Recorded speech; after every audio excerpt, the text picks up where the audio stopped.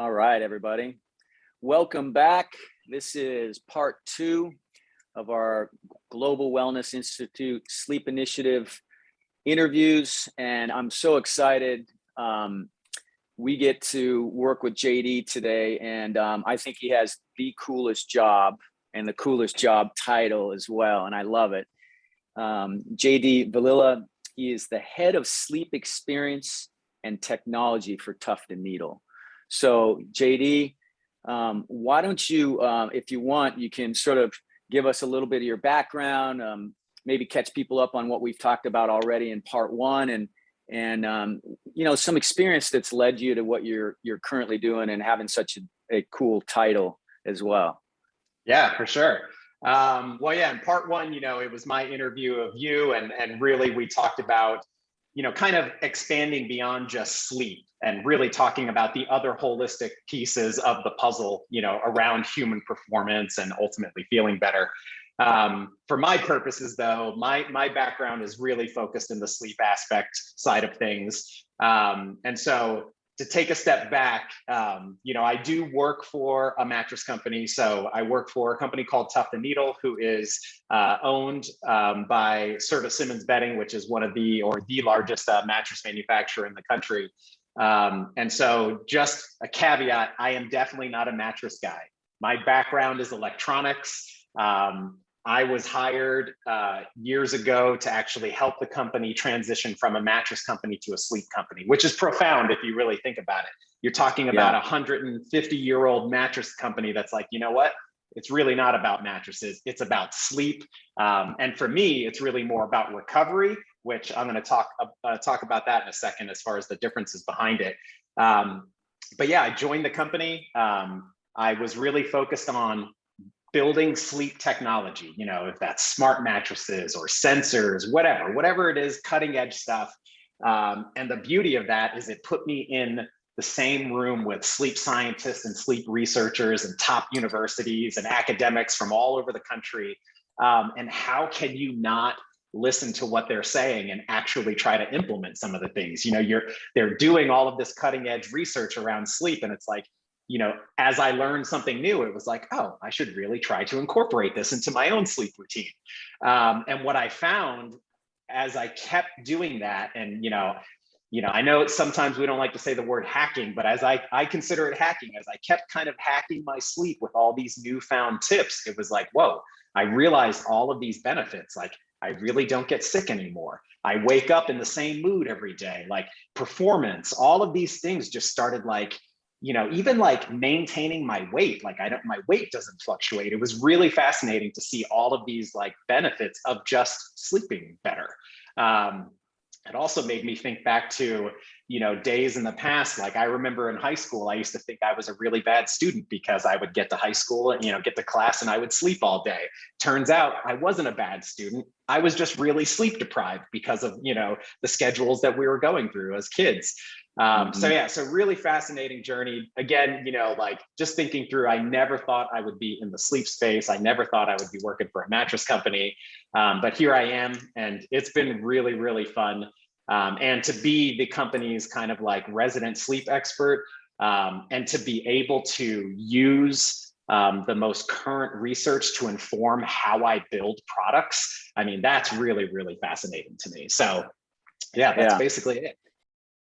And I love that, the background that you have and the fact that you're willing to engage in these experiments on yourself. Like you're willing to say, hey, let me, N equals 1 and let me be a bit of a guinea pig here and try these things and then pay attention to them. And I think that speaks a lot about how seriously you take it.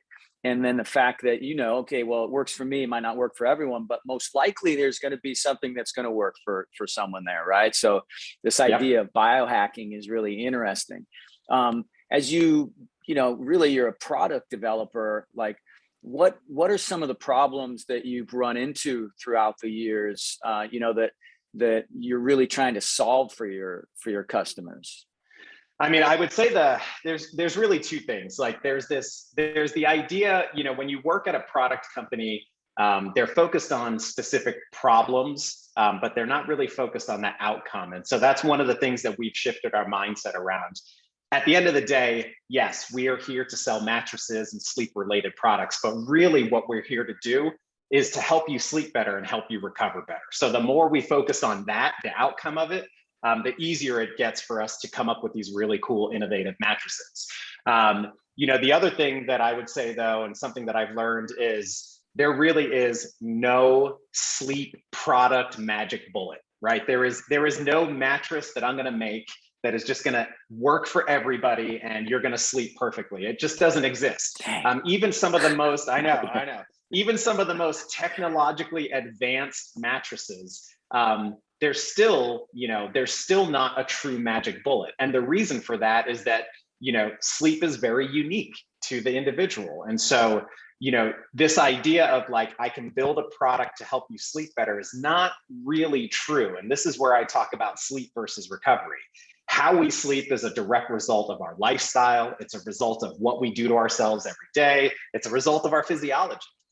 So I can't build a mattress that compensates, and takes all of that into consideration. What I can do is build a product that actually focuses on recovery, and helping you, regardless of your lifestyle and what you did that day, helping you get the best sleep possible. That's really what I'm focused on at the end of the day, is that recovery. I don't know if you're going to do this or not, but I mean, can you do just briefly, can you sort of give us a little bit of what you're calling recovery for folks versus sleep? What do you see as sort of the major differences between those two things as you focus on them from the product development standpoint? Yeah, I mean, so recovery is really all about, in what I've seen, it's really about like helping you achieve the most deep sleep as possible. That's where the area where our body recovers the most. The essential systems in your body are slowing down, so it's allowing more blood flow and nutrients and all of these things to enter your muscles, help you repair. In order to get somebody to sleep deeper or to maintain deep sleep for longer, you really have to minimize any type of disturbance. When you're looking at the mattress, the easiest disturbance that we're all very familiar with is that in the middle of the night, it never fails, you end up kicking a leg out from underneath the covers because now you're sleeping hot. And so like thermoregulation, pressure point management, the ability to keep you in a position longer, so that you don't toss and turn, the ability to use material science and chemistry to actually keep the bed cooler for longer means you're going to sleep cooler, which means you're going to sleep maintain your sleep cycles a little bit longer. Like those are all the things that we're really focused on, is thermoregulation, pressure point management, spinal alignment, all of these things that are really focused on just helping you maintain better sleep for a longer period of time. If we can do that and minimize those disturbances, that's the ultimate goal for us. Right. Got it. That's great. Thank you for that, for sure. Can you sort of, obviously, you've talked about the differences. You talked that some companies are probably focused on the wrong thing, right? Like, can you also walk us through how you use sleep and recovery, sleep science, and product development together to help other people? Like, what is the link between those three things when it comes to making that product for people, that you can help us to understand better? Yeah. So, for me, similar to you, sleep science is like, for me, it's the breadcrumbs to the journey, right? The more, as this science comes out, as these new research findings come out, like to be able to take that, incorporate that, and actually, help people connect the dots between what sleep science is saying and, how we actually alter our behaviors. That's kind of the key, but it definitely starts with the sleep science side of things. Yeah. I think it's also important to understand, like, for the most part, we're not really taught about sleep. Sleep is not on the top of people's minds. And so, using sleep science is kind of like the initial like breadcrumb to get people involved, to raise their awareness and to see like, oh, wow, like this is really interesting. Like that's kind of the hook that gets them in. But it's not always the holistic answer either. Sleeper perception is probably the most important thing. And so we can look at this objectively, where we have sleep monitoring devices in the bed. And we can look at, all these crazy technologies we put in the bed that we know in a lab scientifically improve certain areas of your sleep. But in the morning, if you wake up and don't feel that way, who's wrong? Is it my product that's wrong, or is it the way you feel that's wrong? And the answer is it's really your perception is my reality. So that's where it gets a little wonky, because there's so many things involved in that perception side of things. And if at the end of the day, what we're trying to do is shift your habits and shift your behavioral change. That's going to be the key to actually improving your sleep. So while we look at all these crazy technologies, and we're always presented with new innovative materials, really where we focus our most of our development work around is human factors testing, which is really looking at how the human and the mattress interact and what happens. And so a perfect example would be, the sleep science will say for temperature, the ideal sleeping temperature is 65 to 68 degrees. It's the main reason why every time you go to a hotel, all the thermostats are always at 68 degrees. So they're listening to the sleep science.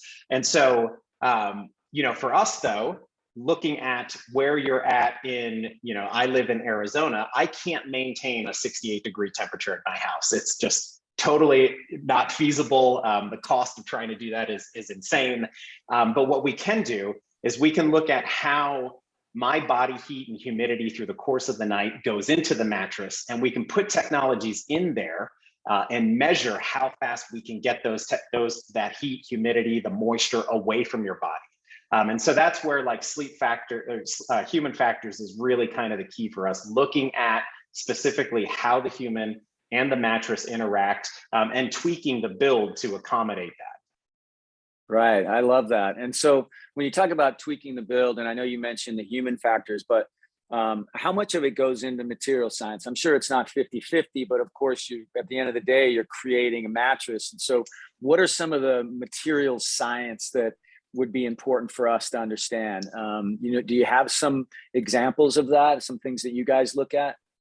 Yeah, we look at airflow, we look at breathability. Breathability is probably the biggest one. So especially when you're messing with beds that are predominantly foam construction. Right. We have beds that are all foam. We have beds that have pocketed coils. But when you look at foam, foam is a really interesting product. But if it's built, or depending on the type of foam, should I say, it could actually retain heat.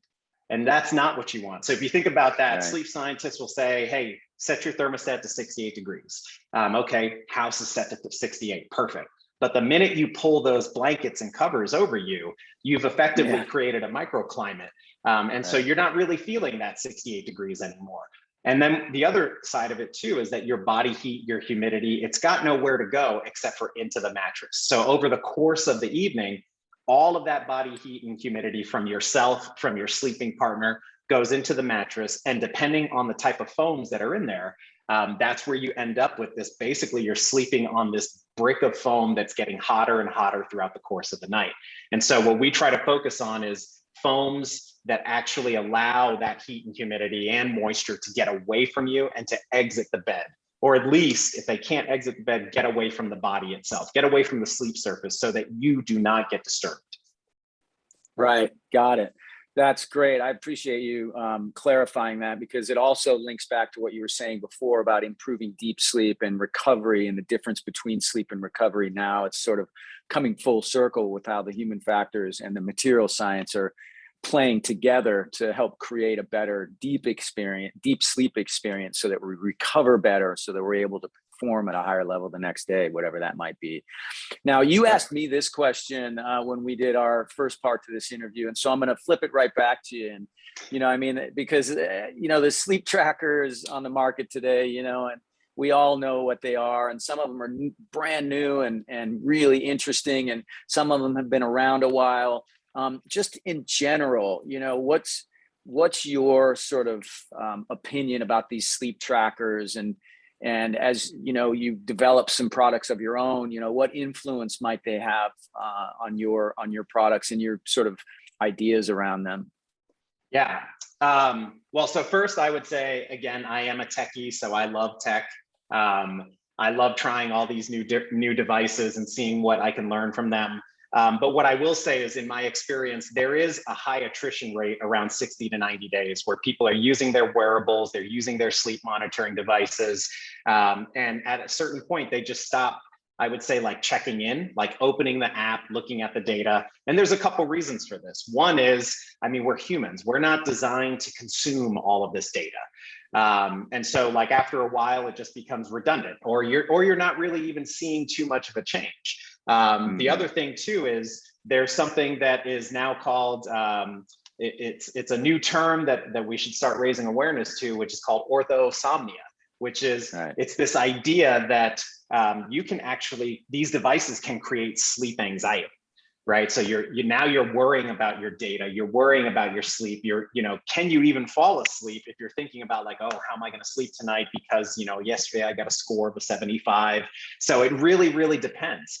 What I will say though, is I think everybody should use some sort of sleep monitoring device, but only for a short duration. So maybe 60 days, just to learn a trend or to see what's impacting you. And the perfect example is alcohol. So when I first started using a sleep monitoring device, I was blown away at, like, during the work week, my sleep architecture, looks perfect. It's very stable. Bedtimes, like, you see this nice trend. The minute the weekend comes around and I threw more than like 3 beers into the mix, wow, the structure totally changed. And so like seeing those things, it's like, wow, that's what alcohol does to my sleep. And so, how do I use that? Well, Saturday comes around, I like to do, long bike rides on Saturday. Now that I know what 3 beers does to my sleep, and then, how I feel the next morning after those 3 beers, like now that I've seen that and I've seen the data behind it, it's like, oh, maybe I shouldn't be drinking those 3 or 4 beers before I try to do a bike ride the next day. And so that's where I think they're very important devices. The other thing too is like as a check-in, so for me, I like to experiment with different devices. I like to experiment with different sleep tips. And I like to see, like, maybe every 30 days, just check in, see what the tracker is saying. Did anything really, change? But that's where I would say, they do their most, they have their most benefit. A lot of the times what we found is when you provide people with a lot of information, a lot of the times you get the, well, so what now? Like, okay, you slept 3 hours and 30 minutes. Yeah, 3 hours and 30 minutes of REM sleep. Okay, what does that really mean? How do I interpret that? And so really, I think the next evolution of these devices is, it goes back to what smart devices were always supposed to do, like the 4 things that a smart device has to do: monitor, control, optimize, and it has to operate on some level of autonomy. So sleep trackers and wearables, they're monitoring. Do they optimize? Maybe. I mean, it's arguable because they'll say like, oh, we've got these optimization tips. That doesn't necessarily mean, they're optimizing your sleep. So the ability to actually take control and take action and optimize is very different from giving you a tip. So optimization, control, and then of course, this idea of autonomy, which is, as much as I love technology and as much as I love the idea of a smart mattress and things like that, it's just a mattress. Like, I don't want to be interacting with my mattress. It needs to just do its job. So whether it's, a passive mattress with, a lot of material science and chemical engineering behind it, or it's a dynamic mattress, which has sensors and, pneumatic controls and all of these things, either way, it does not change the fact that all I want to do is go to bed. I should not have to interact with the device. It should do the thinking for me. Right. No, that's a good point. Yeah, in our industry and in my facility, we call it experiment, analyze, and adjust.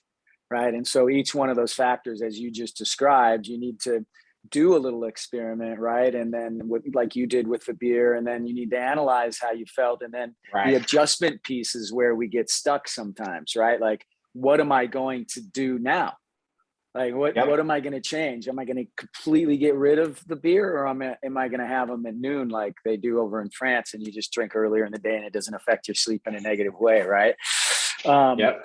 But with you, then, sort of, what are some key themes that you try to achieve? You know, when you're trying to raise awareness, and I love the direction that the company is taken, and it was probably a real risk at the time, and now it probably looks really, really forward thinking and smart. And so, are there some key themes that you're trying to achieve when you're raising awareness around sleep? Yeah, I mean, I would say the most important thing that I try to discuss is this idea of building a recovery room. So again, mattress company, our core business is mattresses, but we have learned that the only way to really fully impact someone's sleep is you got to go beyond the mattress. You've got to create an experience, and we as a sleep and wellness company or a health and wellness company need to offer more than just mattresses. We need to offer a suite of products that anybody can buy, that you can basically curate and build your own sleep experience. So getting beyond the mattress. The mattress is definitely like the foundation or the heart of the recovery room, but there's other things to keep in mind. And so a perfect example, a great way to visualize what I'm talking about is anybody that you have met that has newborn children. When that newborn comes home, even before the baby comes home, what have they done to that bedroom? They've made that kid's bedroom like the perfect sleep sanctuary. It's got humidifiers, white noise makers. It's got, air purifiers. It's got lighting that doesn't get so bright, or red lights. They've got rocking chairs, like monitoring devices, whether it's sensors or a camera. They have basically built this full out sleep experience for that child.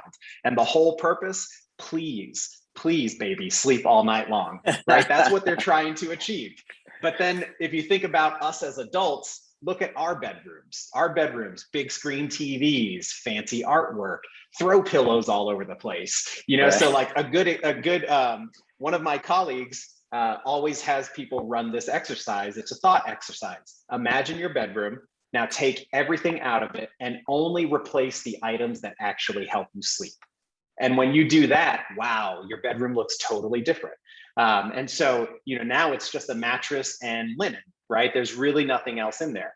But again, thinking through the recovery room, it's the idea of bringing other devices in. So, and it really depends on, you as an individual, and more importantly, if you have a sleep partner, like, some devices may work for you, they may not work for your sleep partner. So what I try to focus on is teaching people to experiment with different products, different like sleep aids, to get beyond the mattress and try to build their own experience. And so like my experience I've got air purification in the bedroom, I've got smart lights, I've got white noise masking, I've got, I've really taken special attention to the linen that I choose and the thread count, things like that. So really that's what I'm trying to convey to people is the mattress is the start of the journey. It's the most integral part of the sleep experience, but you have to keep tweaking, and you keep tweaking with all these little ancillary sleep aid devices or products. I love it. Do you have a couple that are your favorite that you really think make an impact? Maybe it's just for you, but maybe some others would also relate to that. I know you've mentioned a couple, and I love how you say, it's look away from the mattress. Like look at the larger, the room as a whole, but still the mattress obviously is important. But what are, one or two or three other things that you think really make a key difference for people? Yeah, so I would say the biggest one that I found, at least in my experience, is definitely white noise masking. So some sort of device to kind of drown out any other disturbances that may wake you. We have a dog that sleeps in the bedroom with us on the floor at the foot of the bed. But dogs have nightmares too. They wake up. They're operating at different hours. So there's that. I would say the second piece would be air purification. So I don't have allergies, but I use air purification just as like peace of mind, like knowing that while I'm sleeping, the air in that bedroom is, the best quality it can be. And then I would say the third one that has become my new favorite or at least my recent endeavor, is to really explore different types of sheets and linens. So, when we talk about thread count, for example, you'll go to the store and it's like, oh, 3,000 thread count. And it's like, wow, that's amazing. That's it's higher, it must be better. 1,000, right? That's it. And the truth is yes. Is it better? Yes. From a durability standpoint, it is a more durable product. It will last you longer. However, the more thread count, the less breathable it is. So the sheets that we sell and the linen sets that we sell don't get above 400 thread count. We try to stay between like 215 to 400, so that you're getting still a quality piece of linen, but it's still breathable. Because remember, when just what we talked about before with material science and human factors testing, we are literally putting technologies in these beds to help you sleep cooler. The minute you put something over the top of it that is no longer breathable, that doesn't promote breathability, you've just negated the technology that we put into these amazing mattresses. So those are the areas that I would start on. Good. Well, I appreciate you. I twisted your arm a little bit to be a little more specific there, but I certainly have learned that and definitely have learned that from you, from our past discussions, and have put that into play. And I can say honestly that it seems to make a difference, and I'm starting to share that with more and more people. So thank you for that. Anything else that you want to share with us about your product development experience, about the future of recovery rooms and or sleep, to help tie this all together? I'll give you the last word with some closing comments here, if you can. Yeah, I mean, I would just say, we have to realize that sleep science is still very, very new. Let's say within the last 100 years. And so the beauty of that is, like, to me, sleep is kind of like the last frontier. We've studied all this other stuff, but sleep is still very, the science behind it is still very new. So there's a lot of amazing research that's being done. New stuff is coming out all the time. We're seeing how important sleep is to your health, years ahead, right? Like all the way to the point where they're looking at, does sleep correlate to dementia and things like that. I mean, it's absolutely fascinating where this is going. So what I would say is, the biggest thing that I think we can do is we've got to start talking about sleep in a different way. Like, a lot of the tips you hear out there are like, don't do this, don't do that. I'm tired of being told what I can't do. Like, tell me what I can do. So even the way we talk about it. The other thing too is this idea that, sleep, for the most part, I mean, we're kind of conflicted here, right? Because as a society, Friday night rolls around and it's like, no, let's go out, let's stay out all night long. We can sleep when we die, social things like that. Yeah, the social constraints around it are really, tough. And so again, I just think it's really more about awareness. We've got to start bringing awareness to how important sleep is. Because you can work out as hard as you want, you can eat the perfect diet, but if you don't have the other pillar there, if you don't have the sleep side of things dialed in, the gains may not be as fruitful as you think, and ultimately you may not feel your best. And I think that's the key. So there's definitely no one solution. Sleep is definitely a bigger part of a bigger picture. But I just hope that we can start raising more awareness and really, really honing in on sleep as probably the next big health metric that we need to track. I think you're probably right. We're definitely aligned in that. And with guys like you working on it and continuing to push towards more knowledge and what really matters, I think we're probably closer than most people realize. So I just want to say thank you so much. I've learned so much from you, and hopefully other folks have as well. This has been a great experience. And, until we do it the next time, we'll talk to you soon. And thanks for your time today, JD. All right. Thanks, Tom.